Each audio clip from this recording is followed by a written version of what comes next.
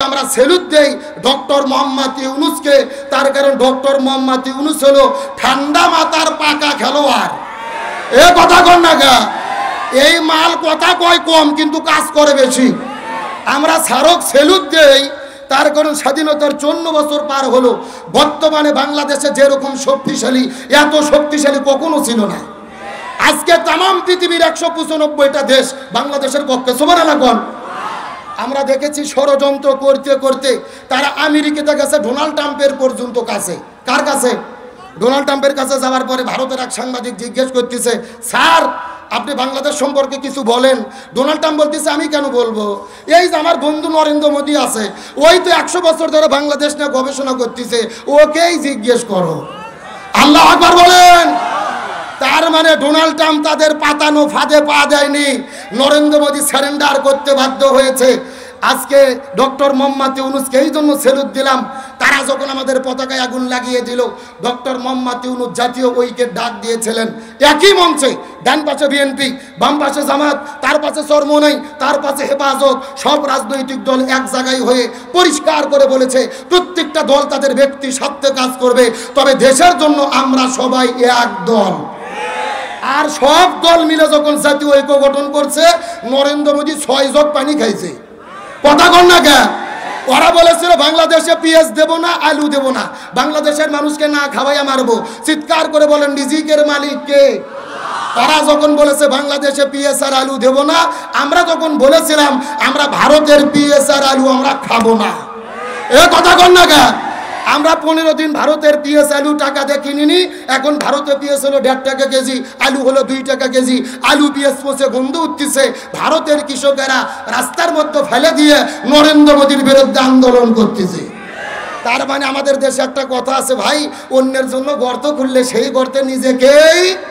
সুতরাং আজকের প্রোগ্রাম থেকে পরিষ্কার করে বলি, আমাদের প্রিয় ভাই আবু সাইদ রংপুরের চত্বরে দাঁড়িয়ে বন্দুকের কাছে বুকের বোতাম খুলে দিয়ে চিৎকার করে বলেছিলেন, আমার মনে দারুণ ঝড়, বুক পেতেছি গুলি কর।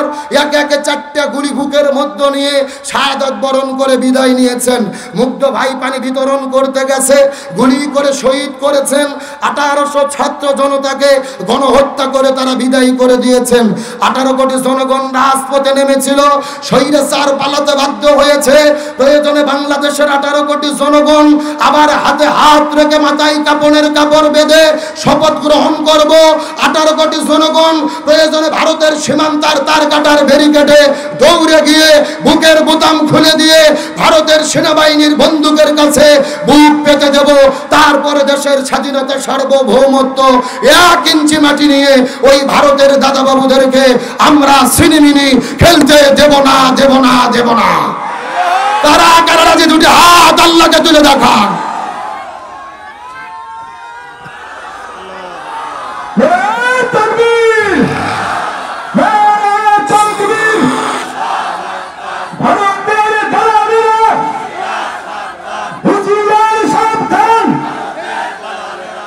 আল্লাহ কবুল করুক, আমিন কোন। বর্তমান প্রেক্ষাপটে বাংলাদেশের নাগরিক হিসেবে সচেতনতার জন্য এই কথাগুলো জানা দরকার ছিল। আপনারা কি মন খারাপ করলেন? আমার কথা পরিষ্কার, বাংলাদেশ আমরা নতুন করে স্বাধীন করেছি, ওই ভারতের কোনো তাবেদারি এই বাংলার জমিন আর চলতে দেওয়া হবে না। বরং ভারতের পক্ষে যেই দলই দালালি করবে আমরা তাদেরকেই বয়কট করতে বাধ্য হব। আসেন, ভূমিকার কথা শেষ। গত বছর 4 ঘন্টা বাস করছে, এবার টাইম হলো 1 ঘন্টা। কয় ঘন্টা? পথে ঢিল মেরে টান মারলে হবে না, ঢাকার ইন্টারসিটি টান দেওয়া লাগবে। মনোযোগ আছে তো আপনাদের? ভূমিকা শেষ, আলোচনা শুরু। আজকের আলোচনার বিষয় হলো বর্তমানে বাংলাদেশের প্রেক্ষাপটে শান্তি প্রতিষ্ঠায় আমাদের করণীয় কি। জানার দরকার আছে না নাই? আরে ভাই, জীবনে বাঘের কিচ্ছা, হরিণের কিচ্ছা বহু শুনছেন, ওগুলো বাদ দেন। এখন বাংলাদেশে শান্তি প্রতিষ্ঠার জন্য কি করতে হবে, এটাই হলো সবচাইতে গুরুত্বপূর্ণ আলোচনা। গভীর মনোযোগ লক্ষ্য করুন। 1971 সালে ভারত, বাংলাদেশ, পাকিস্তান, 1947 সালে আমরা ব্রিটিশের কাছ থেকে স্বাধীন হয়েছিলাম। উদ্দেশ্য কি? আমরা শান্তি পেতে চাই, কিন্তু শান্তি পেলাম না। আবার 71 সালে দেশ স্বাধীন করলাম, শান্তি পাওয়ার জন্য শান্তি পেলাম না। 24 আবারও গণ অভ্যুত্থান হলো শান্তি পাওয়ার জন্য। আমরা কি শান্তি পাচ্ছি? তাহলে কি করলে শান্তি পাওয়া যাবে জানার দরকার আছে না নাই? আমার প্রিয় বন্ধুগণ, মুসলমান ভাইরা গভীর মনোযোগ। আমার নবী যে 17 বছর বয়সের ভেতরে এই জমিনের মধ্যে শান্তি প্রতিষ্ঠা করার জন্য এই জমিনের মধ্যে আমাদের নবী যে একটা দল গঠন করেছিল, যেই দলের নাম হলো হিলফুল ফুজুল। কি নাম বললাম? হে বগুড়ার মুসলমান, গভীর মনোযোগ। আমাদের নবী যে 17 বছর বয়সের ভেতরে এই জমিনের মধ্যে শান্তি কায়েম করার জন্য একটা দল গঠন করলেন।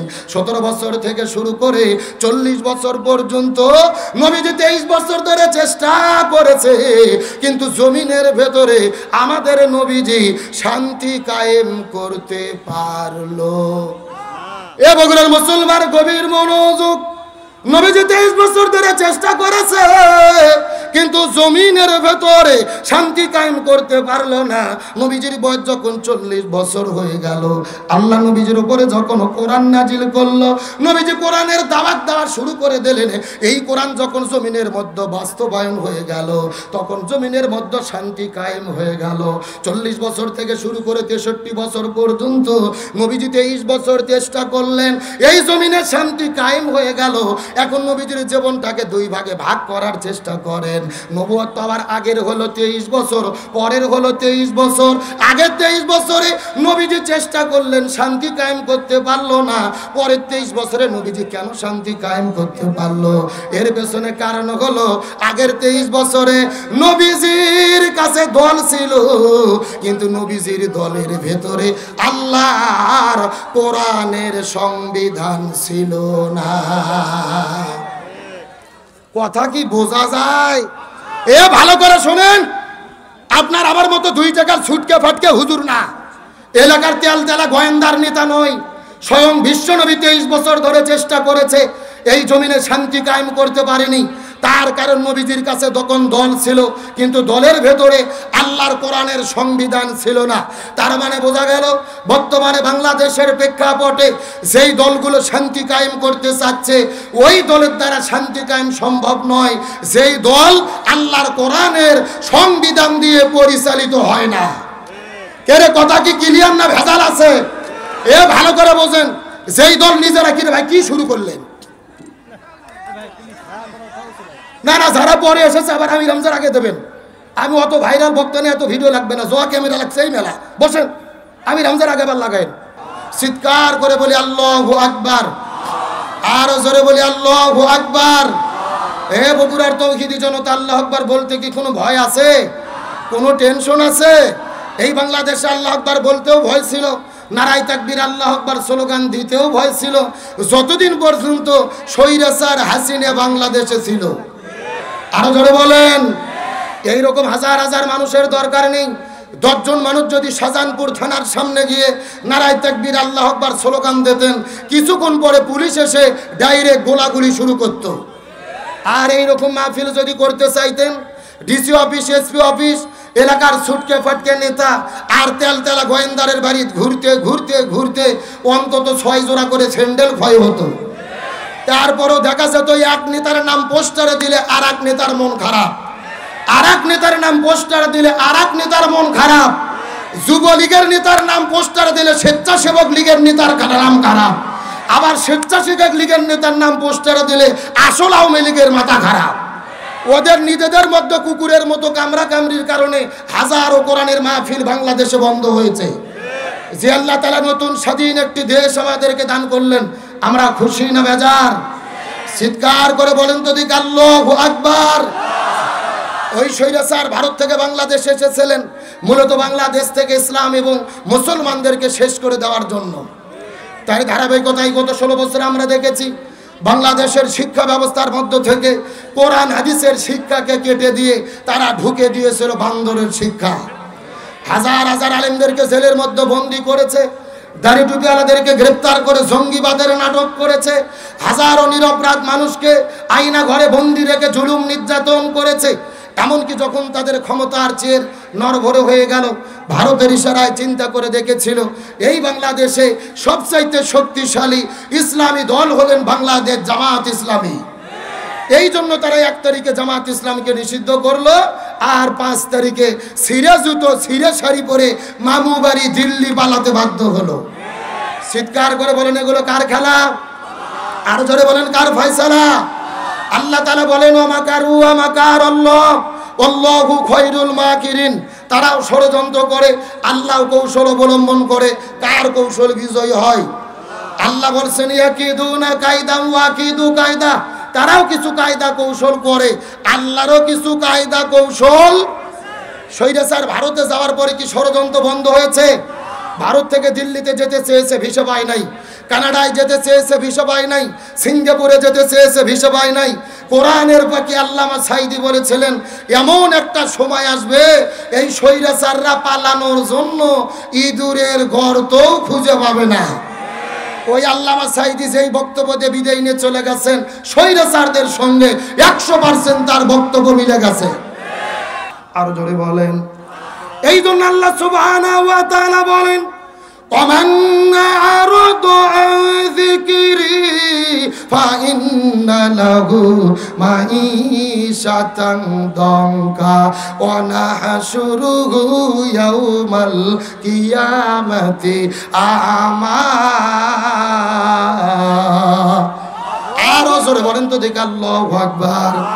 সূরা তো 18 নম্বর পারা 19 নম্বর 20-13 নম্বর লাইন 124 নম্বর আয়াতে কারিমা তাফসীর ইবনে কাসিরের মধ্য থেকে বলতেছি আল্লাহ তাআলা ডাক দে বলে পৃথিবীর মানুষেরা গভীর মনোযোগ।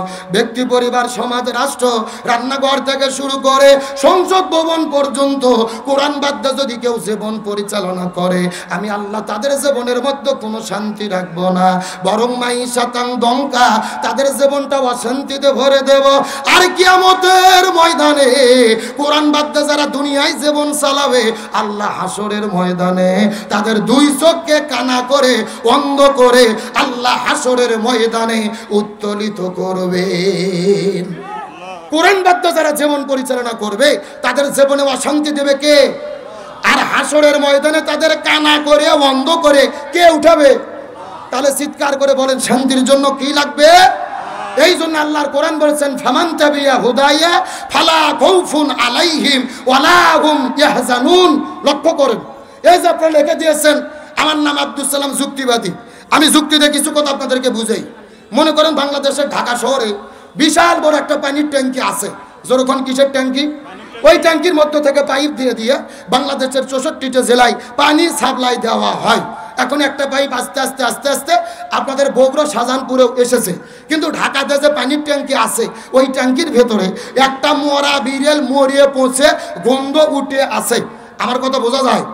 এখন বলেন তো তাহলে শাহজাহানপুর পাইপ দিয়ে যেই পানি বের হচ্ছে ওই পানি ভালো না গন্ধ? আমার কথা কি বোঝেননি? সবাই বলেন তো ভালো না গন্ধ? এখন গন্ধওয়ালা পানি শাহজাহানপুরে বের হওয়ার পরে বগুড়া জেলাতে যত হুজুর আছে, ইমাম, মুয়াজ্জিন, খতিব, মুফতি, মুহাদ্দিস, ফকি, সব আলেমদেরকে ডেকে বলা হয়েছে এই হুজুরের গোষ্ঠীরা এই যে গন্ধওয়ালা পানি বের হচ্ছে তোমরা ফু দিয়ে দিয়ে পরিষ্কার করো। হবে? কতক্ষণ হবে? আচ্ছা, বগুড়া জেলার হুজুর তো দূরের কথা, কাবা শরীফের ইমামও যদি এসে পানি ফু মারে পানি পরিষ্কার হবে? আচ্ছা বলেন তো পানি পরিষ্কার করতে গেলে কি পরিষ্কার করা লাগবে? ওই ঢাকা শহরের ট্যাঙ্কি পরিষ্কার করা লাগবে। এটা কি বুঝতে পেরেছেন? এবার আসল ওয়াজ শোনেন, আসল ওয়াজ। এই বাংলাদেশের শান্তি প্রতিষ্ঠার একটা ট্যাঙ্কি আছে যার নাম হলো সংসদ ভবন। আরো জোরে বলেন। আর এই সংসদের ভেতর থেকে বাবার আইন, দাদার আইন, চাচার আইন, খালুর আইন, ফুপর আইন, কালমার্সের আইন, লেনিনের আইন, পুতিনের আইন, সক্রেটিসের আইন, প্লেটোর আইন, ধর্মনিরপেক্ষতাবাদ, জাতীয়তাবাদ, সোশ্যালিজম, ক্যাপিটালিজম, ভারতের আইন, ব্রিটিশের আইন, মানব রচিত তন্ত্র মন্ত্রকে জুতো এবং ঝাঁটাপিটা করে যতদিন পর্যন্ত কোরআন সংসদের মধ্যে ঢুকাইয়া কোরআন দিয়ে বাংলাদেশ পরিচালিত না হবে তত